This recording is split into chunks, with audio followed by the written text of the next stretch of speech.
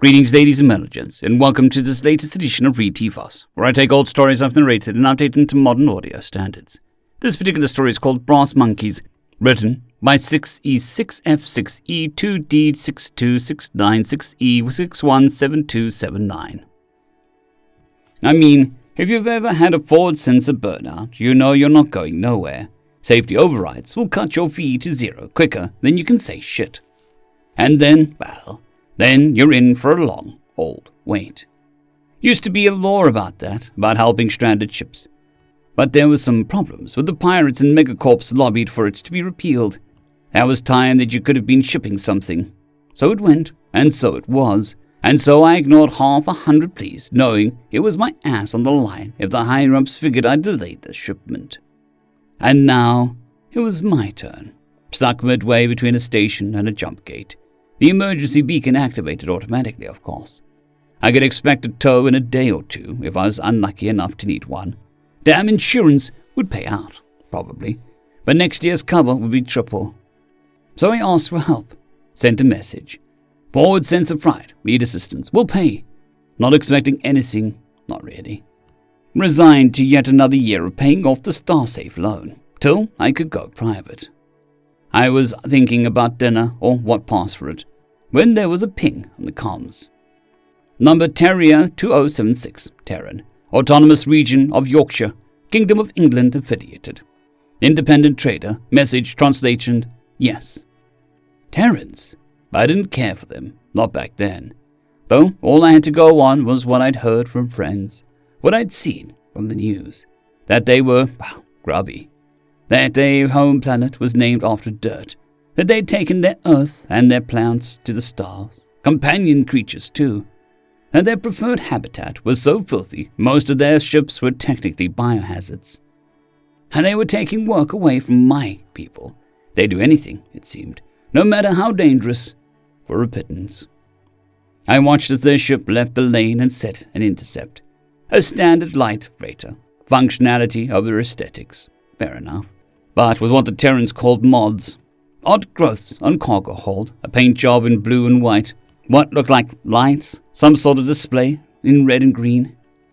I activated the ship's internal security systems as they approached, not wanting to take any chances. There were two of them came through the airlock. The larger extended a hand. This I knew was a Terran greeting. I shook it and the Terran smiled. Then it said something, but I couldn't understand a word. The universal translator was silent. I thought maybe it spoke one of the many languages we'd not yet successfully decoded. We had English, simplified English, Orange, it's complicated, Spanish and Arabic. In a joke on the part of the human linguists assigned to the project, we also had something called Esperanto, which no one spoke.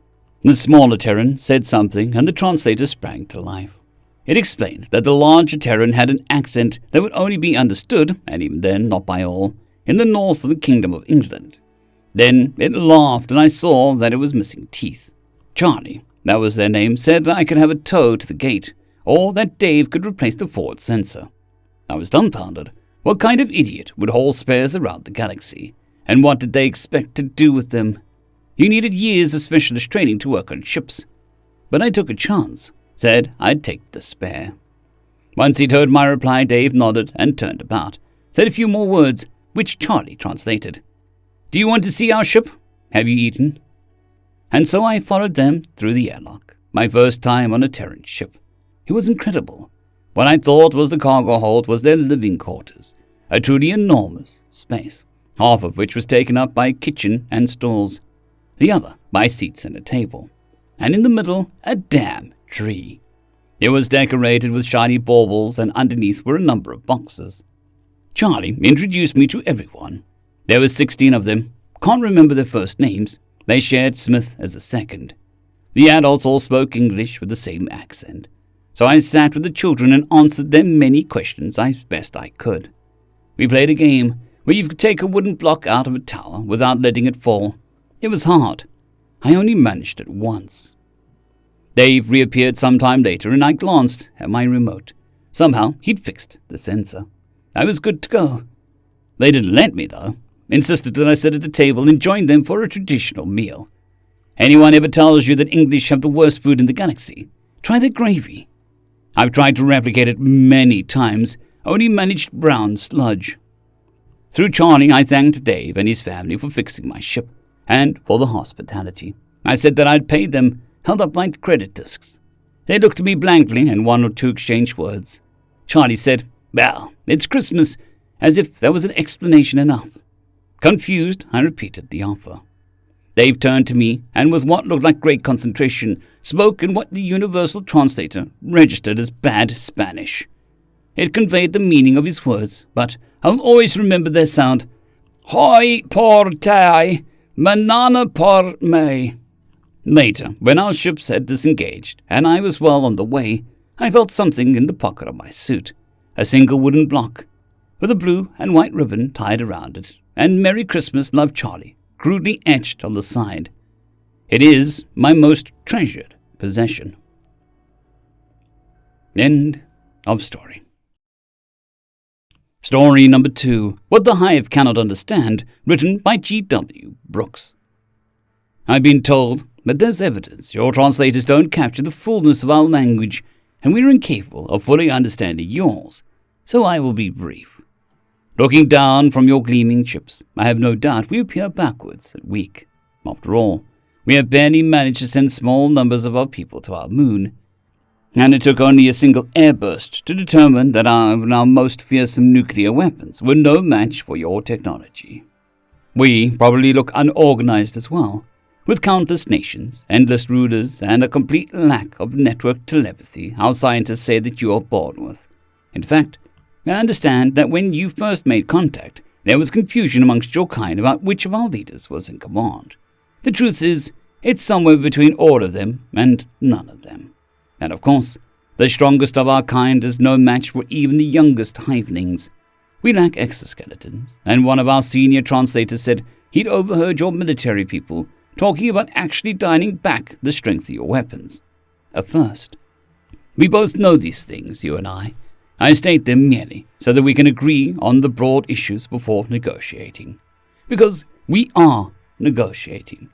You came here expecting surrender. I came here with an offer, because today, this very moment in fact, you will decide the fate of your kind for all generations.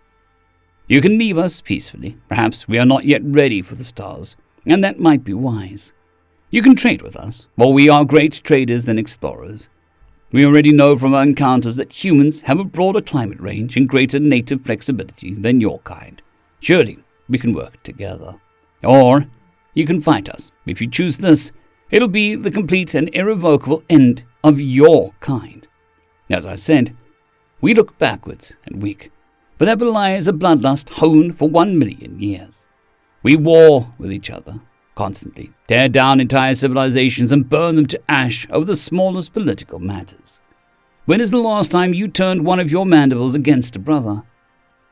I also said that we look unorganized, and indeed we are.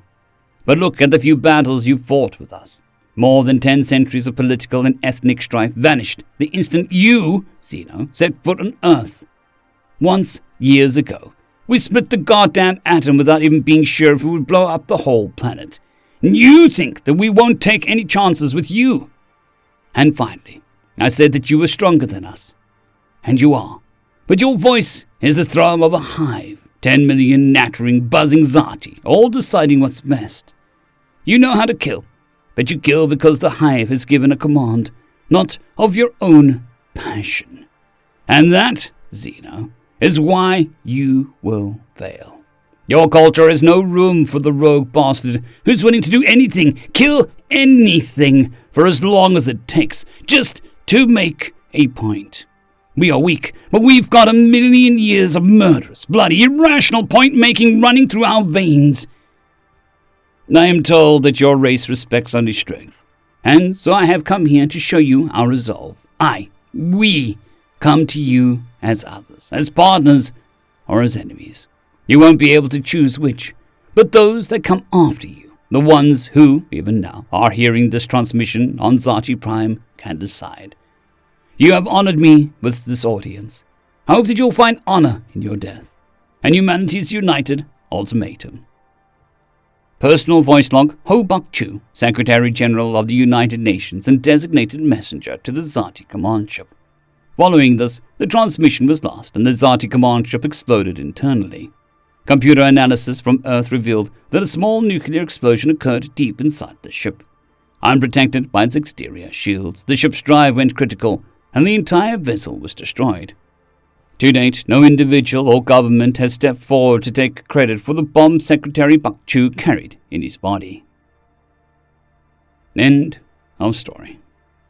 I'd greatly like to thank our Tier 5 channel members, Casper Arnholt, John Creighton, Manatharia, 050, Dragzoon WRE, and Elijah Silvercross. Thank you very much.